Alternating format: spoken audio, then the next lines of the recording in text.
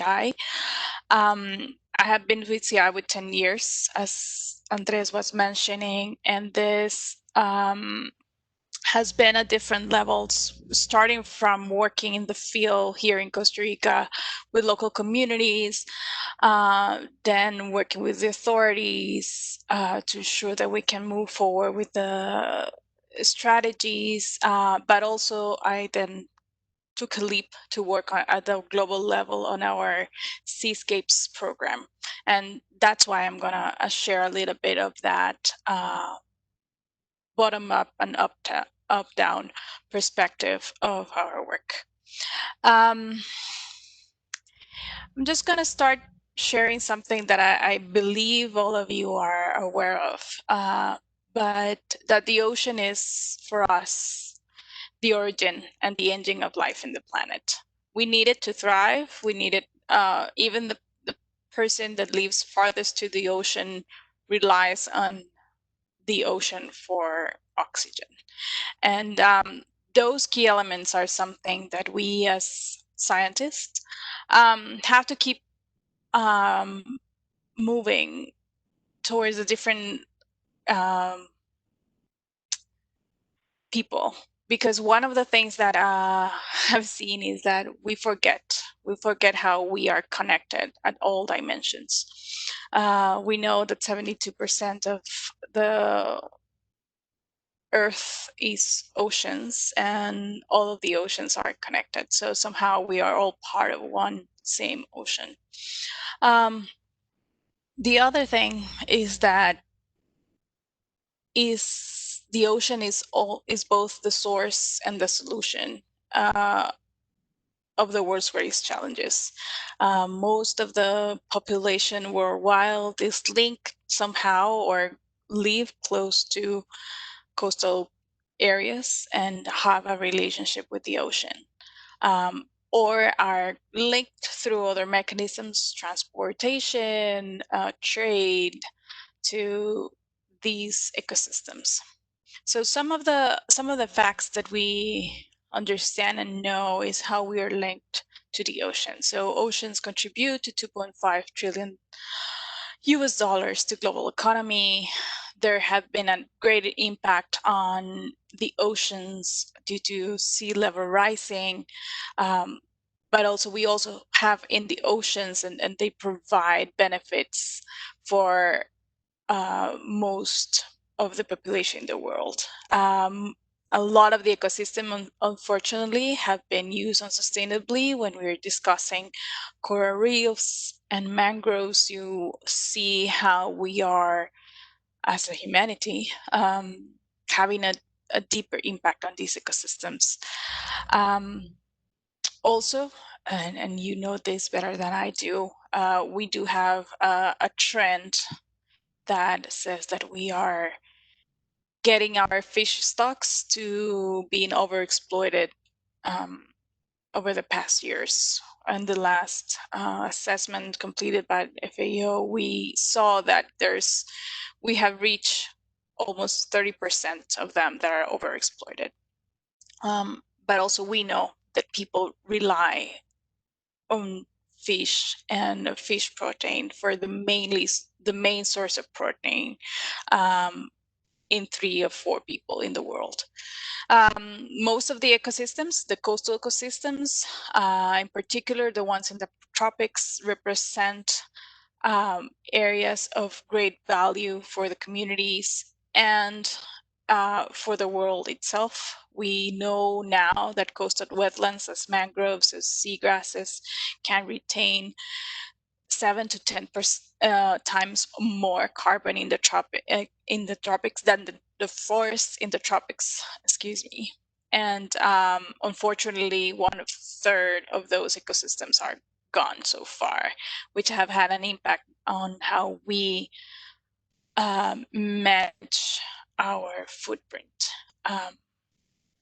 So with this background and understanding a little bit of the layers of what connects us with the ocean, I wanted to ask first to you all, and you can add your insights in the chat box, or if you can unmute yourselves just to see what I would like to know if you have an idea what a seascape is.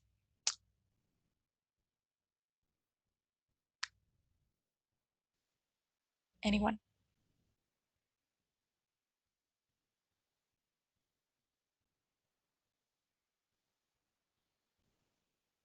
No. Well, uh, a seascape is many things, but one of the biggest things is a mosaic. As you, I don't know if you're familiar, but in land we see this a lot. How we have an integration of different land uses and how we have to work together, how they're interlinked, how the populations are linked to that, and how the uses that we do to these ecosystems and these areas are intertwined. In the seascapes, we're talking about the same thing, but as another dimension. As you know, having healthy oceans means that we have to understand that how these systems are dynamic, that we're not talking just about biodiversity, um, and how that is connected in other within regions, but also how people is linked to this. So in a seascape, what we do or what we have is an area that has biodiversity richness or an ecosystem that is of great value for the communities and the coastal populations nearby, and that they want to steward to ensure that there's a long-term sustainability of their area, but also that they can keep on working and providing the benefits of having a healthy ecosystems. A seascape usually has multiple levels of governance, and when I talk about governance, I talk about local governance from the communities to public authorities, to agreements between other communities. There's a wider range to ensure that that area is being taken care of and to enhance the long-term well-being of the people that depends on that. And we have to look for a balance, how to balance protection, how to balance sustainable production, and ensuring that these communities and these people that rely on that area are able to thrive. One of them, and this for us has two different levels. One is the seascape as an area, but also a seascape approach. And that means that it can be adapted or can be used to ensure that we integrate our work at different levels. And I'm going to go through what a seascape approach means for us. So the first thing is understand the people in place. What does this mean? This means science. We need to know what is happening. We need to understand what's happening with the people. We need to understand what is happening with the ecosystem. So science is the base of creating or implementing a seascape approach. Without data, without understanding what is happening, we cannot make decisions. And decision making is the next key issue or element of a seascape approach. You have to have good governance, but for that, you require information and science that provides that solid backbone for decision making. And that also ensures the next stage, that is how to manage and protect nature. And this is in the wider terms, is management for sustainable production, which is another key element, but also protection as marine protected areas or no-take areas that can provide and ensure that we keep some ecosystems and some areas that are fundamental for the services intact. And these have this transverse line that is to ensure that every piece has the benefits for the people, and that as a whole, that building of these blocks is to ensure that we are able to provide or enable or promote the conditions to ensure that these can be done in the long term. They can be sustained on its own, and it can be scaled. Ideally, we aim that the seascapes are able to be replicable, that you can use this approach to different areas, and ideally to keep on expanding or adding different sections of our global oceans to ensure that we all thrive and that we all bring the global oceans to better and more sustainable way of working. I'm going to go through the three main areas or elements that are within a seascape, as I just mentioned. Nature is the key, nature in the broader terms, including the ecosystems, including the the resources. And that's why part of a key element of a seascape is to safeguard the places that are most important for the people. And for this, we have to work with the communities. We have to ensure that we engage them the right way, that we understand their values, understand the traditions, but also we work with the governments and civil society to ensure that how nature is being used is on the right way, and how we can ensure that we can balance those ways people interact with that nature. Currently, in the world, as you know, we have um,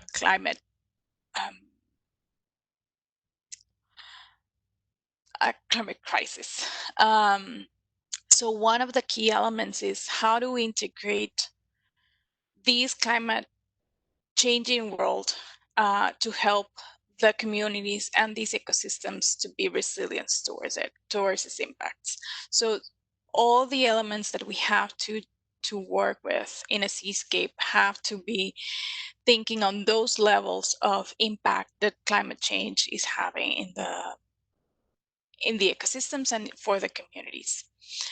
The other key element, and this is the one that I'm going to focus on in the rest of the presentation, is how we bring this vision, this integration into production, how we work towards sustainable production, um, to secure both food and livelihoods and the fish stocks. Because we need to ensure that we do this while protecting biodiversity. And this is a key area for our Seascapes approach. I'm probably going to touch on some of the elements that you are familiar with about sustainable fisheries. One of the things that I want to bring to you, and that's why I had the tropics in the title of the presentation, is how diverse the tools that we need to put in place to ensure that we have a sustainable management of our resources in general. Challenges in the tropics or in the coastal areas of small scale fisheries are very different to what we face in when managing and working with fisheries at different or larger scales. From what we do in CI and the approach that we're moving forward here is a model that is called Coastal Fisheries Improvement Model. I guess that most of you are familiar with the Marine Stewardship Council concept of sustainability that is driven by the markets, that looks to ensure that there's sustainability on the use of stocks and the ecosystems surrounding them. But with this model, what we are implementing is a new way that aims to improve and recover coastal community-based fisheries, which are in general small-scale fisheries, and they are the ones that usually are not seen as that important to be managed. But as we know, represents more than what the industrial fisheries are representing globally. what we are doing is combine these global recognized systems, standards, the principles, um, to ensure that we bring that, because that's an amazing base that we currently have for understanding environmental sustainability, for ensuring sustainability at that level, but bringing that to our context. How do we apply these principles in a way that we are accounting for the local context? We are talking about multiple species that are targeted in a fishery. We are talking that a fishery is using multiple gears at once in the same vessel. How do we ensure that we understand how we do assessments of tropical species and we account for the data limited um, fisheries that we have? As you may know, and some of you probably have experience, there's a lot of models that are not applicable for fish stocks that are not known or do not have trends in the long term or doesn't have trends of ages that are not feasible to understand or to study in the tropics. So what this model is trying to do is to be account for that. Those models are um, more tailored to respond to this context. Um, the other element that this model looks for is not just be driven by markets, which is what happens with the MSC at the industrial scale, but also to ensure that the aim goal of that improvement is can be different. It can be about food security in a local area. It could be about ensuring improvements of alternative livelihoods of an area. It could be, of course, markets. So what we want is to ensure that hope we work with the communities and we work on the coastal areas to ensure that we thrive that and we promote that transformation towards sustainability in a way that is that it can address the needs and the goals of the area, of the communities, but also with a regional global vision of sustainability of the resources that these communities rely on. This is usually basic bottom-up FIP if we're talking in specific terms of MSC, but we definitely want this to be a more integrated way. For us, this is seeking impacts not only in the ecological or environmental um, dimension, but also on the social and economic. And I'm going to go through these dimensions. I know you probably are familiar with a little bit more with the first one, which are the basic elements and the basic principles that we currently have, thanks to these standards that we have from MC. One is understanding the stocks. What we do here is how do we use this big principle, but also integrate what we know of our current fisheries. For this, we're using different tools that are being currently implemented by different organizations that accounts for this variability and multiple scales and multiple species target in the fisheries in our context.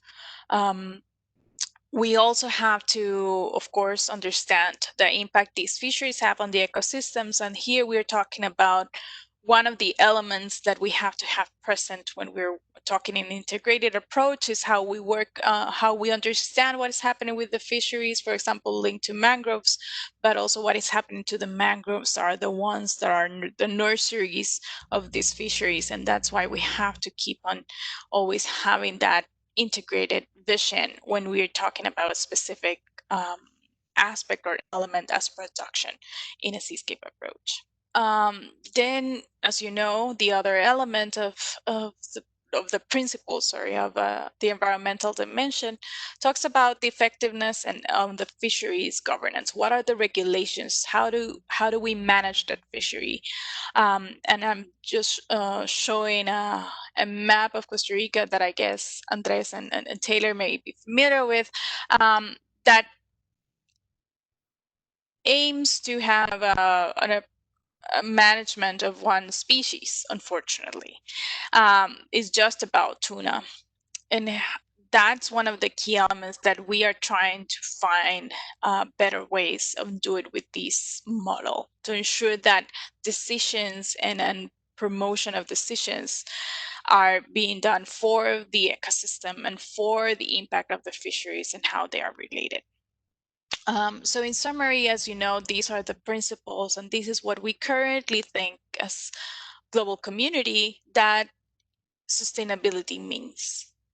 What we think is that when we have fish stocks are healthy, that are well managed, and that we're using best practices, then we are having the sustainability and the environmental impact reduced, and ensuring that we have a fishery in the long term. Unfortunately, we're losing two dimensions that are very important to ensure that this can be done in the right way.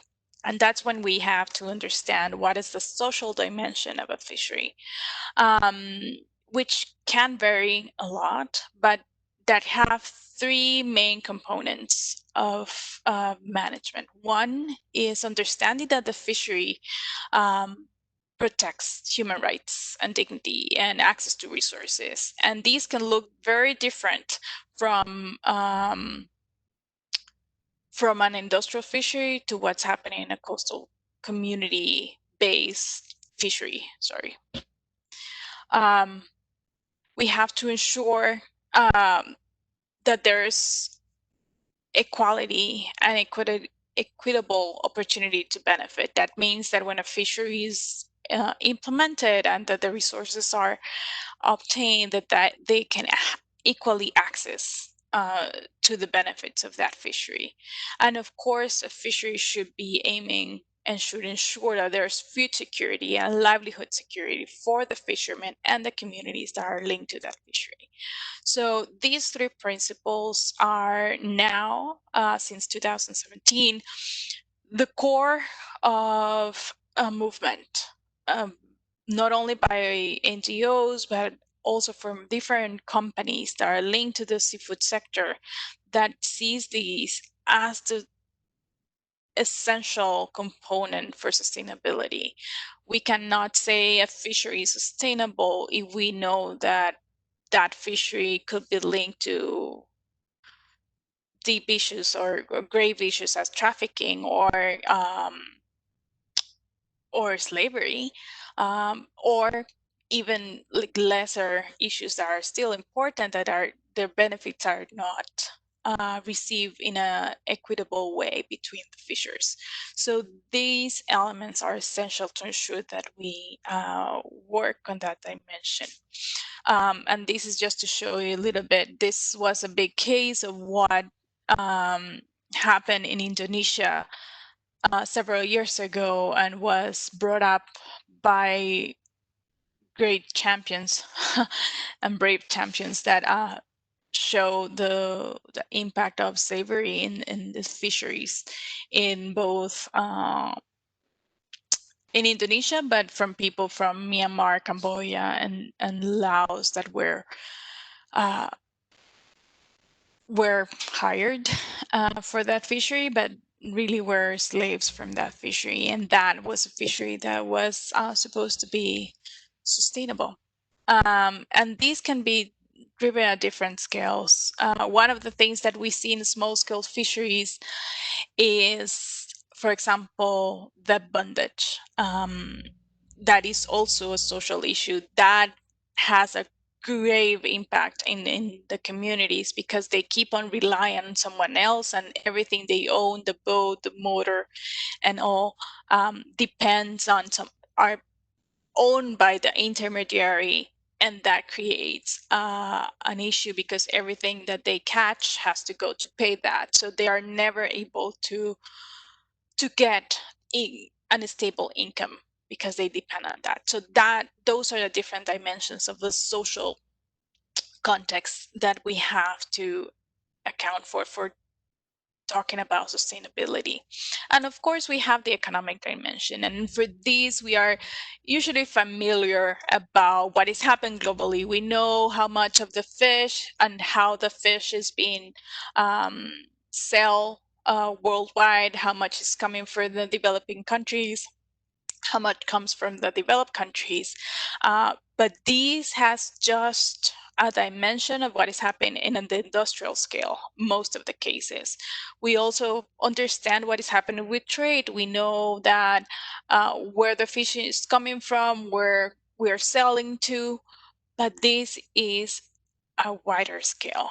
Usually in a small scale fisheries, we do not have access to this information. So understanding how markets is positioned, what is the value chain that is being held in a small scale fisheries, how we understand are the organizational capacities of that fishing organizations to ensure that they are able to work together and to integrate into better practices of fishing to ensure long-term sustainability.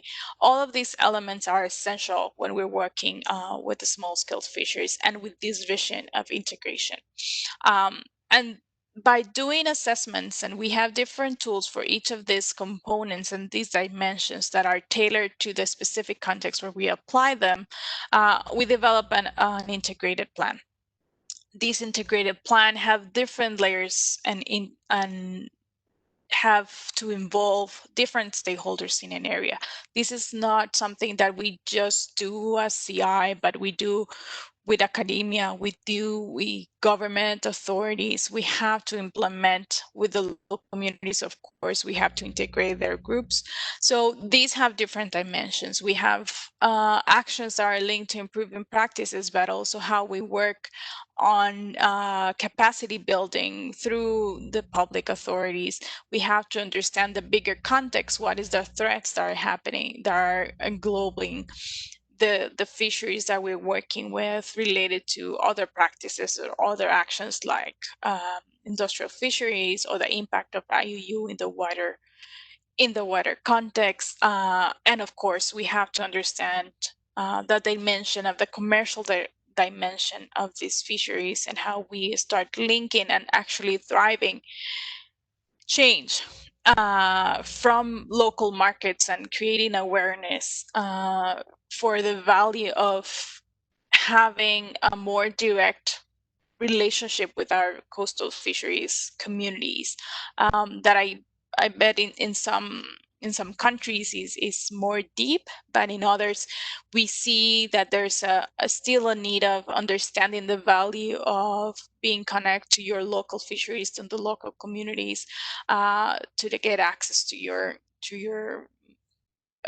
um, fish income or protein sources.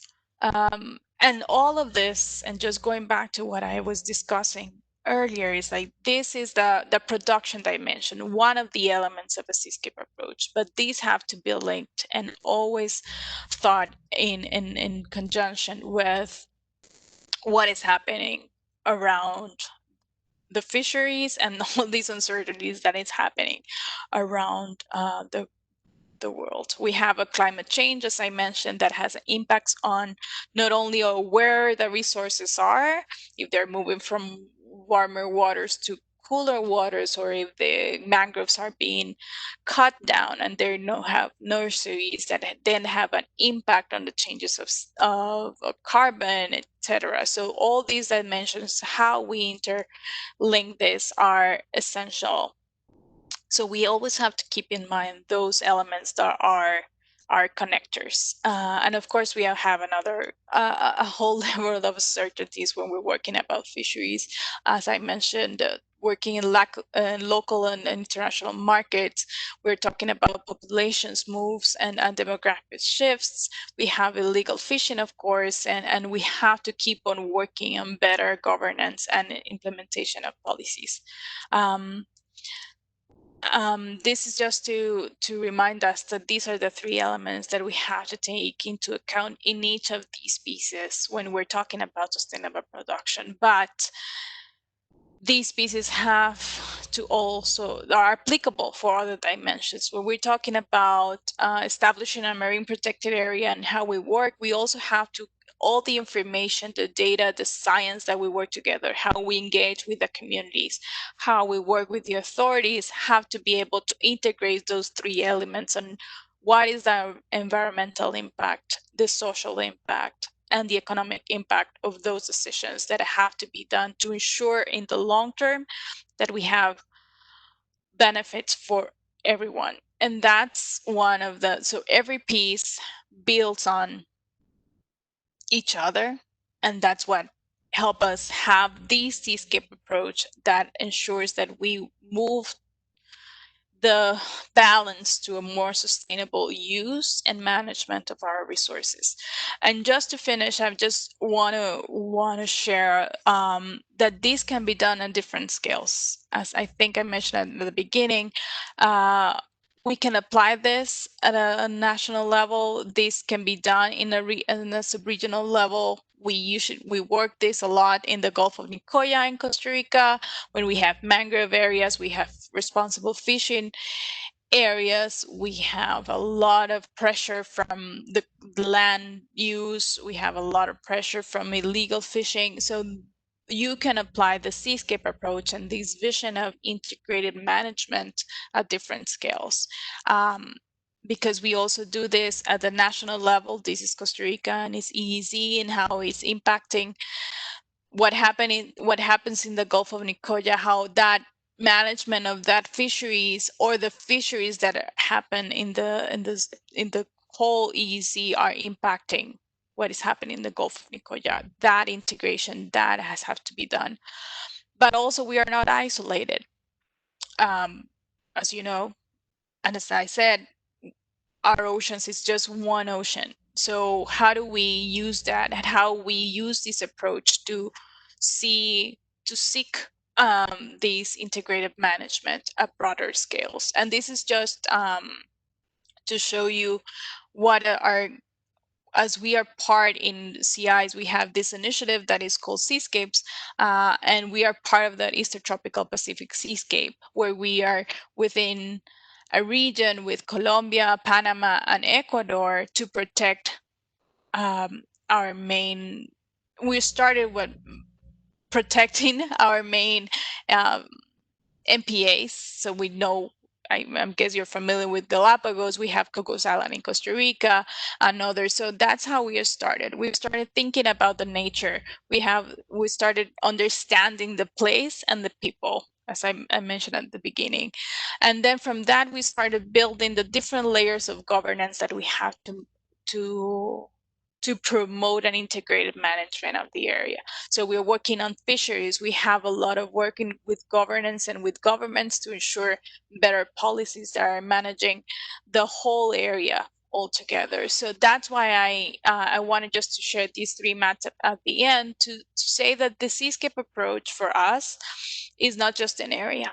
It's a way of doing our work and to ensure that we can have these values added and building that network that ensure that at the end we'll have benefits and an ocean and land and an earth that is sustainable and is balanced for the benefits of all.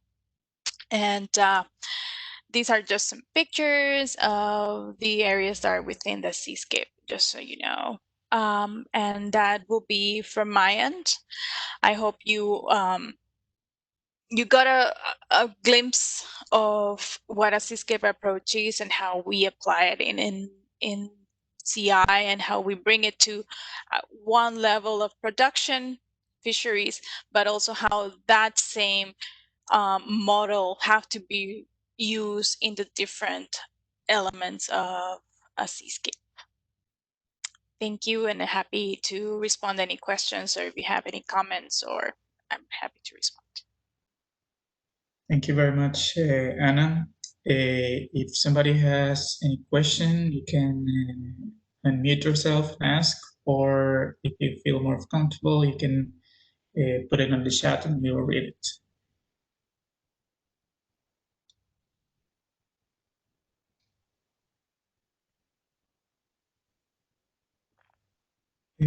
Well, we have a question I'm asking one myself.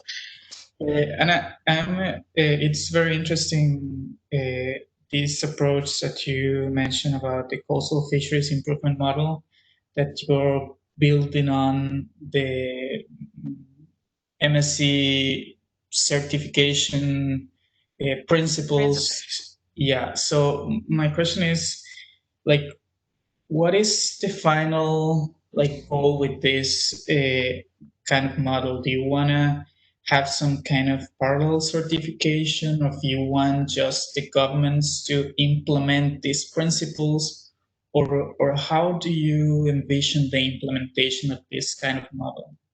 Mm-hmm. Yeah, no, for us, it's not about certification. It can lead to certification, but what we're trying to move is that if you're familiar with MSc, you know that this is like a very pricey and very directed kind of certification of sustainability for a certain kind of fishery. What we want to ensure is that we bring this model on to fisheries that are not able, one, to pay for that level of certification, but that has the same strong base on the environmental dimension. But the other thing that we bring is that we see this current MSc principles are missing the social dimension, are missing the economic dimension. And part of what we're doing is how we move that discussion. So for us, it's not about certification, it's about the change. It's about the transformation of these fisheries to a more sustainable model that ensures that they are going to be able to thrive in the long term. It could lead to certification if they want to, but what we're trying is to build the case that the markets are not the only way of driving change. They're important, but that the communities themselves want to ensure that they have fish to fish in the future. So that they want to, but they wanted to do it in the right way. And the right way is to ensure that we can build a model where the fisheries are healthy, where the communities that depend on the fishery are healthy, and that's why we have to account for the social dimension, but also that they are able to have an income, an economic um, base for their activity. So um, what we're trying is to we trying this at different levels, and just to clarify, like we are currently implementing this in several fishing areas along Americas. In Costa Rica we have in 5 sites, but what we're doing globally is we're also pushing the discussion in how we integrate this social dimension and these social principles into certifications as MSc, or into what the companies are, the buyers or the big production seekers of the seafood sector, can also understand that there's a risk if they just go towards having certification in one environmental aspect as MSc, but we're losing what's happening for the fisheries and the social dimension of those fisheries. Um, so in summary, it's not about a certification. Is about thriving this model and ensure that we account for a more comprehensive uh, use of sustainability. In Costa Rica, we're working with the Fisheries Authority and with the Ministry of Environment to use this model to make them rethink, or to help them rethink how we manage our fisheries, because they have been linked just to production and not necessarily for sustainability, but just to get more fish out of the water, and that's having an impact on the economic well-being and the social well-being of our community. So it is to have different goals.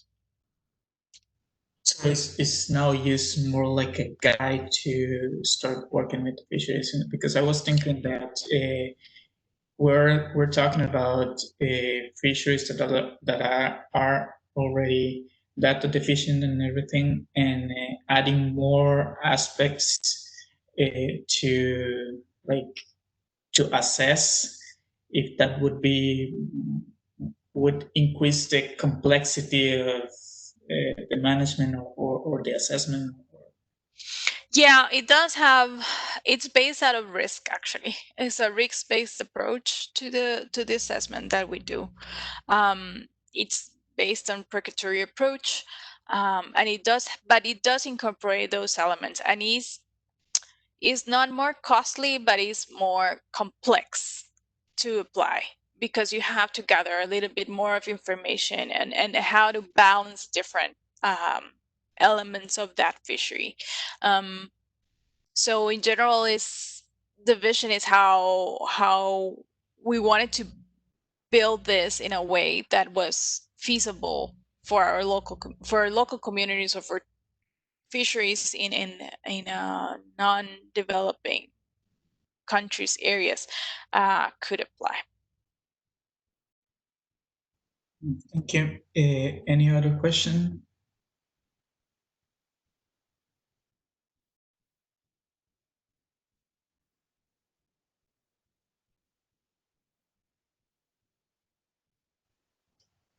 If not, then just want to thank Ana Gloria for such an interesting talk. And later, we're recording this presentation. Maybe we can later post it if anyone wants to go through it again. And just to remind all that we're having these seminars every Wednesday, 11 Newfoundland time. And we hope we can see you next week too. So thank you very much, Anna. Thank you very much Thank you, for Andres. Thank you all time. for listening.